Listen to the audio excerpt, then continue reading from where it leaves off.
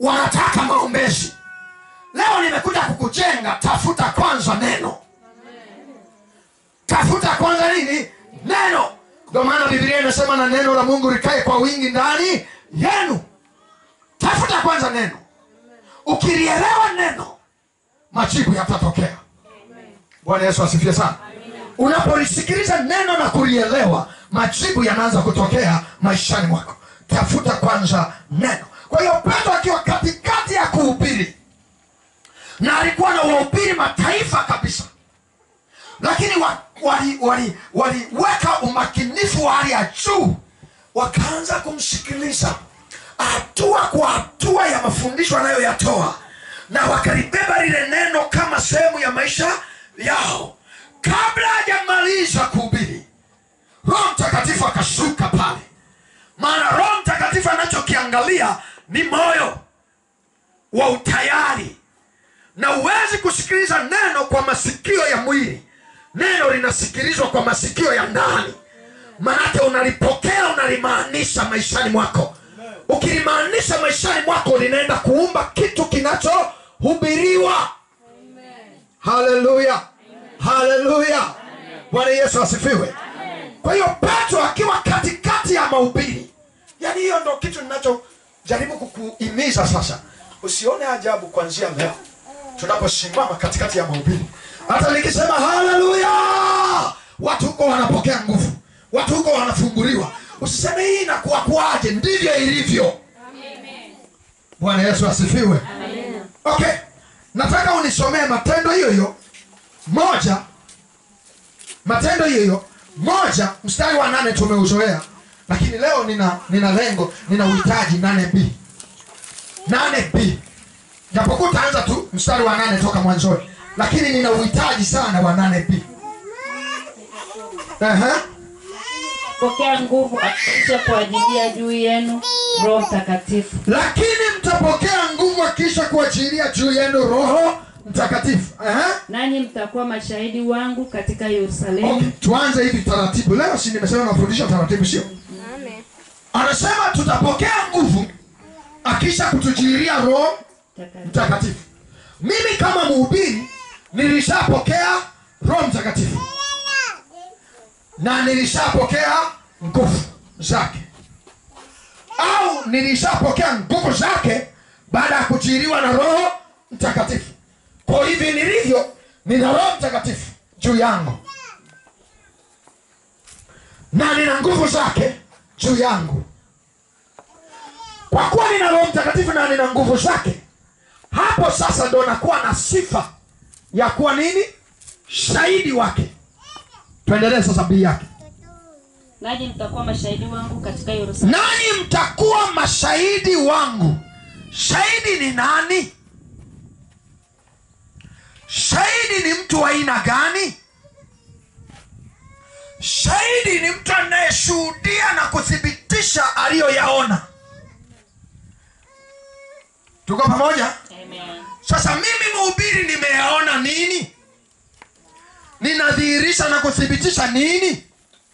Nimempokea Roho wa Mungu na nguvu zake ziko ndani yangu. Kwa hiyo nimeelewa Mungu ni nguvu, na nimeelewa napata kuwathibitishia watu nguvu zake. Kwa naenda kwa watu sio kwa kuambia porojo nyingi, bali kwa kuwathibitishia nguvu za Mungu niliye naye, ili wajue mimi ni tofauti na wapiga kelele wengine.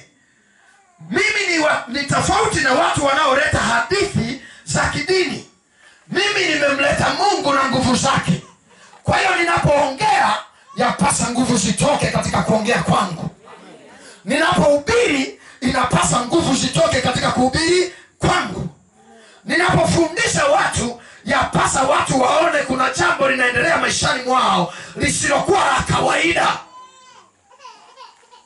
Kwa mfano nikisema kila aliyefungwa aanze kufunguliwa sasa hivi kwa mamlaka ya jina la Yesu, yafaa ile neno likifika masikioni mwa mtu tuanze kuona dalili za watu kufunguliwa. Ukiona namna hiyo, hapo ndipo unahubiri nguvu za Mungu na unaihubiri Injili. Injili 100% ni udhibitisho wa nguvu za Mungu. Bwana Yesu asifiwe. Anasema nanyi mtakuwa mashahidi wangu. Twende. Katika Yerusalemu na kote katika Yudea na katika Yerusalemu na kote katika Yudea na Samaria na hata mwisho wa nchi. Na hata mwisho wa nchi. Kwa hiyo kama tumekubali kwenda kuhubiri injili kote, kabla hujaanza kuhubiri injili kwanza unapokea kwanza nguvu. Na hujapokea nguvu bure, umepokea nguvu kawathibitishie watu hiyo nguvu. Okay, ngoja nianze hivi. Kabla mtu ajawa mwalimu, alienda shuleni kwanza, akajifunza atakayowafundisha watu. Nimeeleweka? Uko msema nimeeleweka?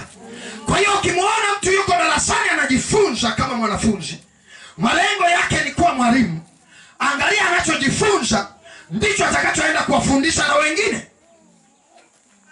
Kwa hiyo mimi nimekubali kuwa mwanafunzi wa Yesu, nifundishwe nguvu za Yesu na habari njema za ufalme wa Mungu, ambazo Yesu alipokuja kuhubiri duniani alithibitisha.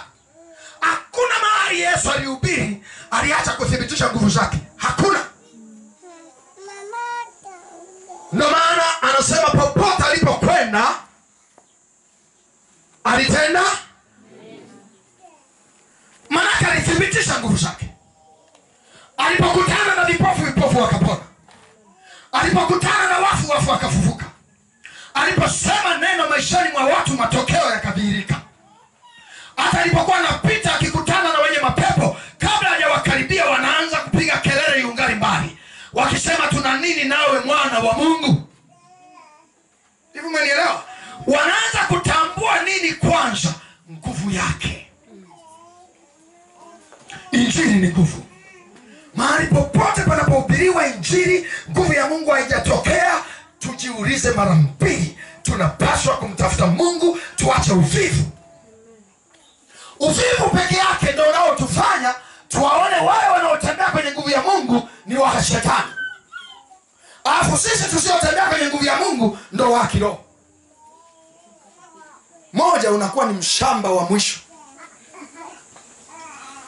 Ujajua neno mtu wa kiroho. Mtu yoyote akijiita wa kiroho anamaanisha nguvu. Hivi unafahamu mchawi ni wa kiroho kwenye ufalme wa giza? Anajivunia nini mpaka tunamuita wa kiroho? Nguvu ya kichawi. Hivyo menena? Mganga ni mtu wa kiroho kwenye ufalme wa giza, ni mtu wa rohoni kwenye ufalme wa giza. Anajivunia nini? Nguvu. Na watu wanakwenda kwa mganga sio kuangalia mavazi aliyovaa, sio kuangalia nyumba aliyonayo, ni kwenda kukutana na nguvu alizobeba.